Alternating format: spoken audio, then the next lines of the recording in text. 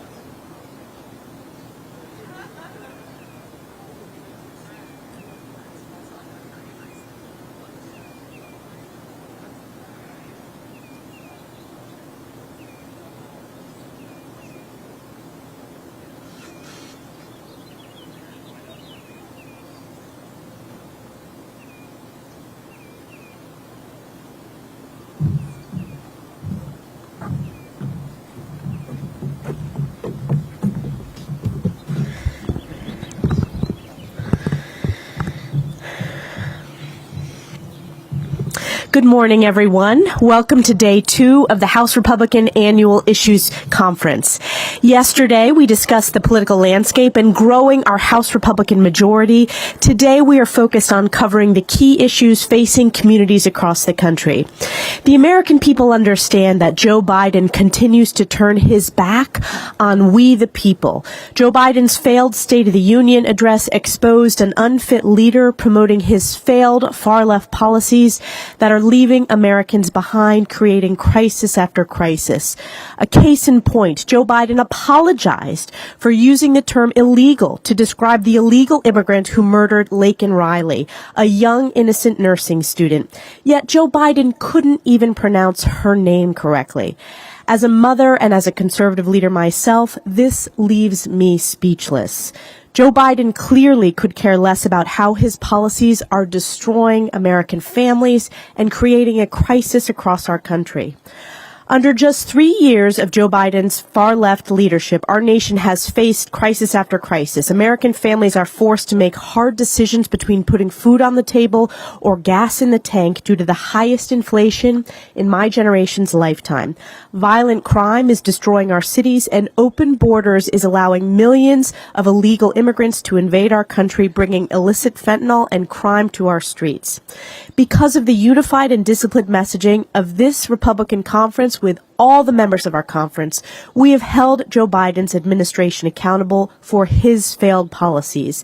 And we have driven Joe Biden's poll numbers on the key issues facing hardworking Americans, whether it's immigration, the economy, crime, and national security. Those poll numbers have plummeted. Unlike Joe Biden, the House Republican Conference is committed to delivering common sense solutions that bring results to the American people. We are the final line of defense to protect American people's freedom, secure our border, and restore the American dream. And with that, I'll turn it over to our whip, Tom Emmer. Thank you, Elise.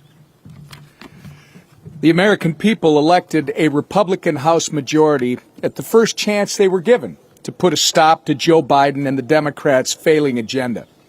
And thanks to the hard work of our members, we were able to beat the odds and deliver on some of our conservative, common sense priorities in 2023. We passed core pieces of legislation addressing Americans' top concerns, such as the Lower Energy Costs Act and the Parental Bill of Rights. We passed a historic border security bill that does 5 things: finishes the wall, reforms parole authority, reforms the asylum authority, ends catch and release, and restores Remain in Mexico. When Joe Biden and Chuck Schumer were too busy pointing fingers, our majority has governed by passing a transformational debt ceiling bill that reins in Washington's reckless spending without letting us default on our debt. We also made history by passing the first Republican-only NDAA, fighting against a woke Defense Department agenda while investing in our troops and our strategic capabilities. House Republicans have proven that we can and will continue to govern on behalf of the American people. Joe Biden and Democrats, however, have proven that their only priority is appeasing the far-left members of their party. Look no further than last week when Americans witnessed the most divisive State of the Union address in modern history. What was supposed to be a unifying outline of the president's vision for our country, it was nothing more than a partisan campaign speech used to further splinter America and Americans. Americans are sick of Joe Biden's blame games and refusal to take responsibility for the crises he has created. The next 9 months will be spent working tirelessly to remind our constituents why they elected us in the first place.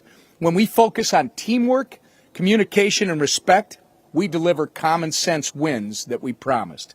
With our slim majority, we'll continue to work with every corner of our conference to advance our conservative agenda. I look forward to the challenge.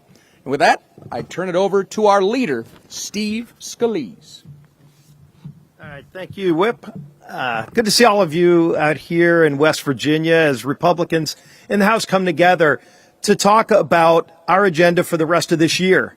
It's been a very busy Congress, and if you look at, with a slim majority, the things we've already been able to achieve, and my colleagues have already touched on it, major policy initiatives that we've come together to pass, whether it was with a 5-seat majority or a 2-seat majority, or now maybe by next week a 1-seat majority, we still have been able to find a way to fight for those hardworking families who are sick and tired of the far-left agenda of Joe Biden and his allies in Congress that have risen costs for so many things. We focused on energy, passing H.R. 1 to lower energy costs for families, whether it's pumping gas at the gas station or when you pay your household electricity bill. People know they're paying too much because of the far-left agenda here in Washington to pursue a radical agenda that makes no sense for America, shutting down American energy while President Biden flies to Saudi Arabia and begs them to produce more energy, while President Biden lowers penalties against countries like Iran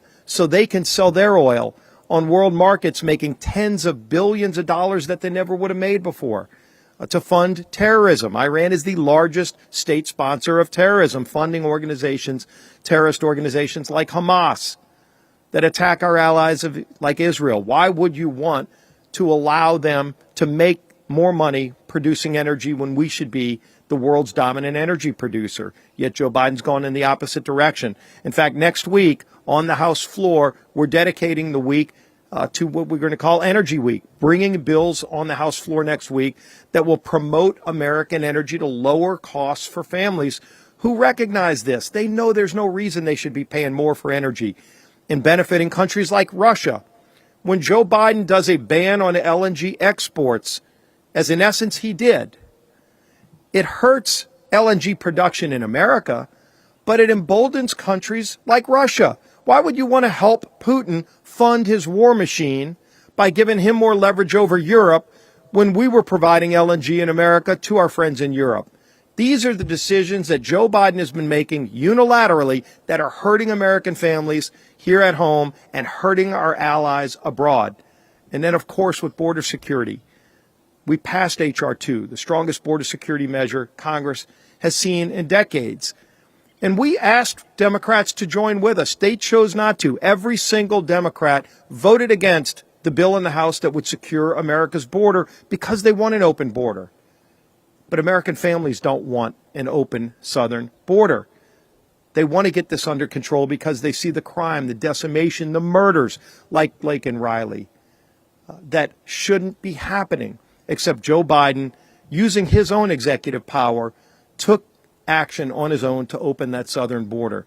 And we're going to continue to fight for those families the rest of this Congress, however slim our majority may be, because we've shown that we can come together, sometimes in ways where Democrats won't join us, but days like yesterday, where we're all able to come together to pass a bill dealing with TikTok and confronting the threat that China poses to the data, the privacy of over 150 million Americans.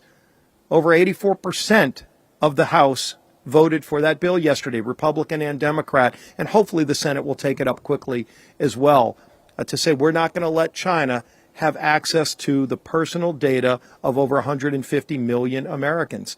I thought it was another bright day where this House Republican majority is leading the fight for those families who are struggling. And leading our effort in the House is our Speaker, who has been, again, as slim as the majority may be, finding a way to get it done. Speaker Mike Johnson.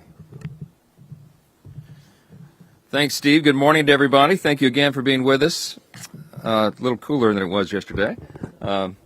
A few weeks ago, or actually last week, exactly a week ago, it seems like an eternity now, we were preparing for Biden's State of the Union, and sadly the president just tried to spin his record of failure. That's what was so frustrating about it. Ultimately, what we heard as his priorities last Thursday night stood in sharp contrast to what House Republicans are fighting for every day and what the American people demand and deserve. We're passing legislation to secure our border, that's H.R. 2 that everybody knows about, and deport criminal aliens, including those who commit DUIs and theft, such as the illegal alien who ultimately murdered Laken Riley. There are more Laken Rileys now around the country. There are other atrocities, violent crimes being committed by illegals who are here and who have been distributed by the Biden administration around the country into every state. We're breaking the omnibus tradition, of course, and we're working to get Congress back to regular order. The budgeting and spending process is a big part of that. We passed a bipartisan tax package to help American families and small businesses. It ends wasteful COVID-era program of spending taxpayer billions. It cuts red tape for small businesses. It expands on the successes of the Trump-era tax cuts. We passed legislation to restore American energy independence, as Steve was talking about, and boost production of critical minerals. That was H.R. 1. We're standing up to communist China. And, of course, as was mentioned, we just passed the big bipartisan legislation that will make TikTok sever ties with the CCP. We've taken the first step to begin addressing our unsustainable spending.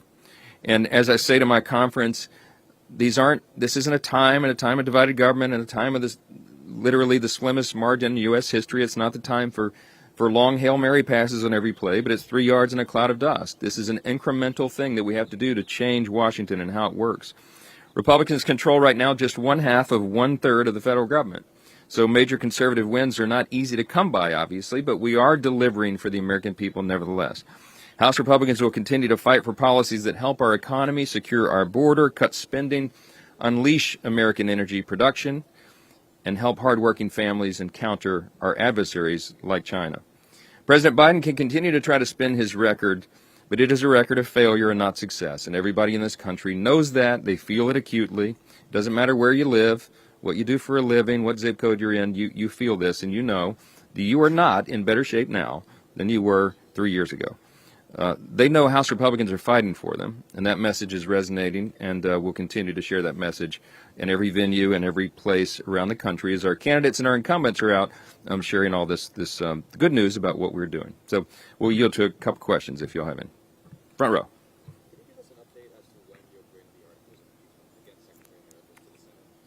Yeah, we talked about the impeachment articles a little bit yesterday. The investigation has been slow and deliberate and methodical, as it must be on the Constitution. I referenced yesterday, I understand and I think about this all the time, what a heavy power that is that the House is given specifically in the Constitution and how it needs to be very careful and deliberate. We did pass the articles of impeachment on Mayorkas out of the House, and that is awaiting the Senate trial. We've not sent it over yet, and the very simple answer for that and the reason for it is because we're in the middle of funding the government in the appropriations process. And the way the procedure works is once the articles of impeachment are transmitted to the Senate, they have a short window within which to process them. So we didn't want to interrupt the Senate in their floor time and their deliberation on appropriations because we would risk shutting the government down. So it will be done in due course as soon as we wrap that process up, and I think the appropriations process is very close to being wound down. Yes, ma'am.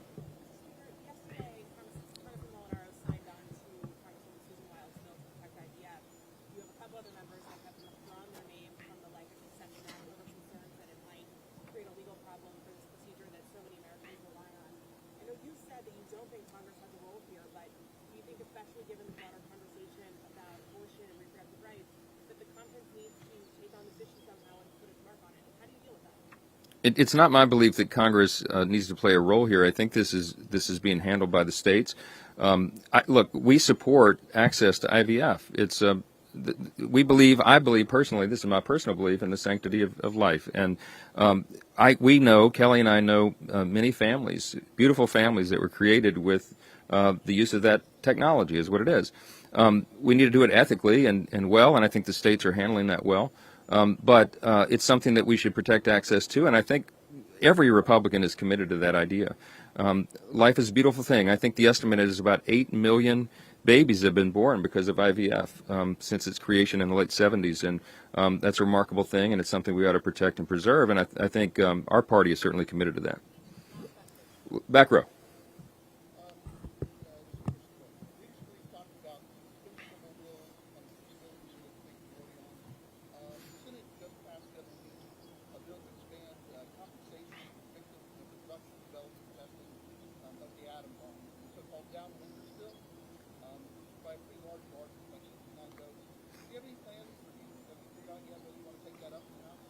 We haven't addressed it yet as a leadership team, but we'll look at it carefully. Obviously, I mean, the government has responsibility to take care of those who've been harmed by the government's action as a general premise, but we have to look at the details of that piece of legislation as we do every one, and we'll process it in time.